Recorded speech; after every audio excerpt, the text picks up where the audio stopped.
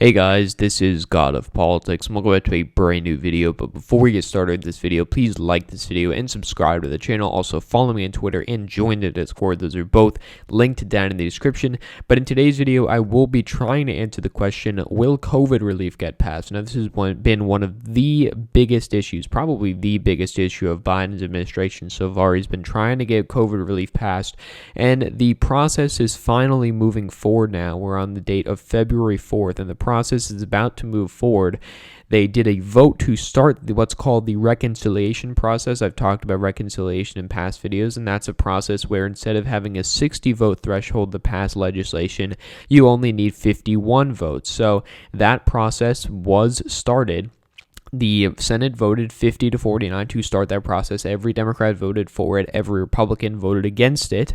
And so the process has kicked off. And so what we have now is what's called a vodarama, which is where the Senate votes on a bunch of amendments. So it does talk about here how there usually is a lot of procedural maneuvers that the Senate majority can use to avoid voting on amendments.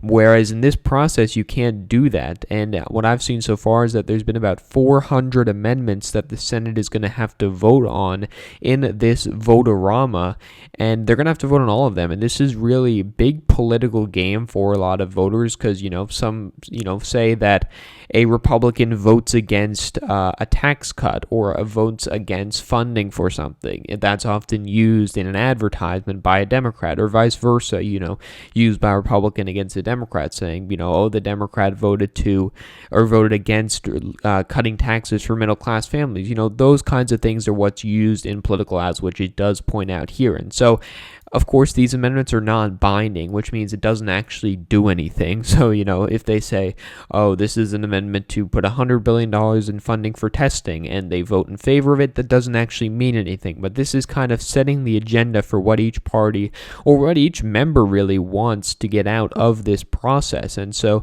this process is going to start at around 2:30 p.m. It's actually just started as I speak right now. It's going to be going on long after you see this video, most likely, long after I'm uploading it, and I'm uploading it earlier than I usually would upload videos. So a lawmaker can introduce an amendment. It's sometimes just written on a piece of paper.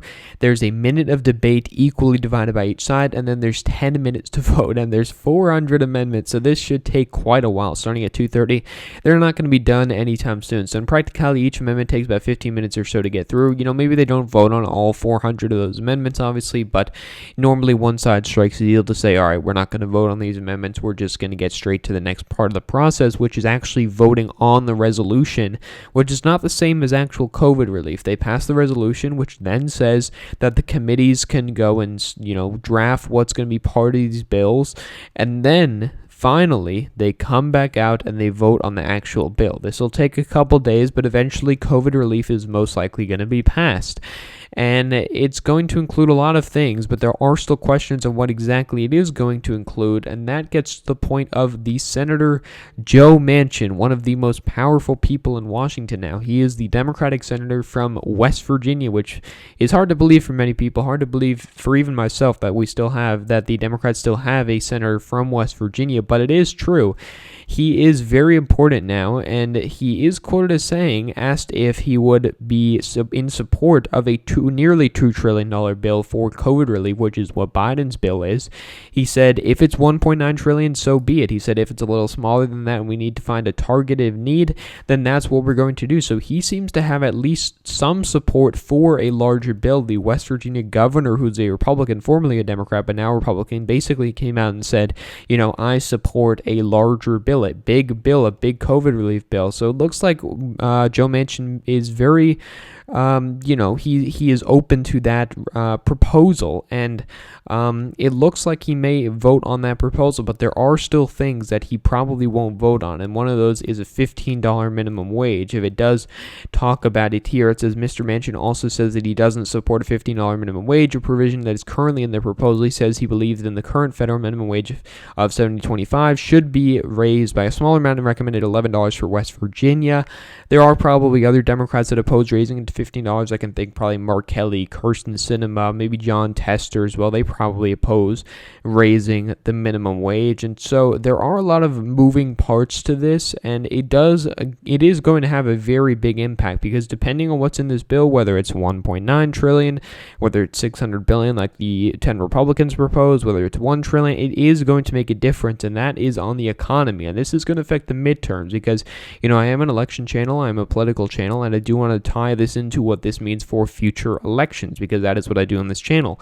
And that is the size and scale and scope of this COVID relief bill is going to affect a lot in the U.S. economy. So looking at this, it kind of combines a lot of projections for what the economy is going to look like in 2021 and beyond. And this could have big implications for the 2022 midterms. So you have the March recession, which occurred because of COVID, which ended 128 months of expansion, the longest in U.S. history, and we lost 31.4% in GDP, which is the biggest quarterly GDP has never experienced a drop greater than 10% since record-keeping began in 1947. So, retail sales were down 14.7%, and, much of that recovered, but it is still a big problem. But now we do have a lot of projections, and one projection from the Federal Open Market Committee FOMC meeting on December 16th said that the U.S. GDP is expected to contract by 2.4%, and then it rebound by 4.2% in 2021 and 3.2% in 2022. I've seen estimates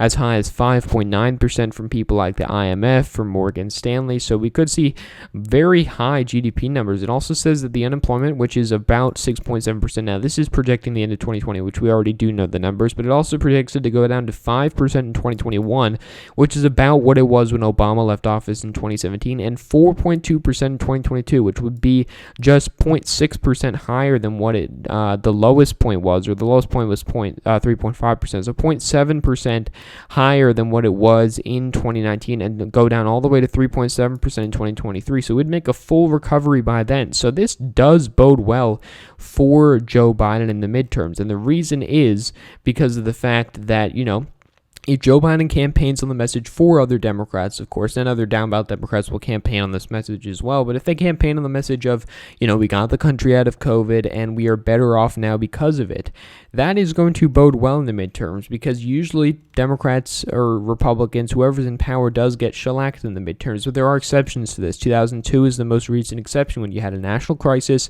The country came through it. The leader was quite popular, and the down-ballot effect was very, very large. And Republicans did do well in those midterms, gaining in the Senate, gaining in the House, gaining in the governorships, and it made a big difference. And so you could look at a similar scenario here. I think odds are Republicans still take the House. I think they have a good opportunity to gain in the Senate and in the governorships. But Democrats, you can't write them out at this point, especially given the circumstances, which are very, very remarkable, very unprecedented at this time. And I think we have to take all of this into account.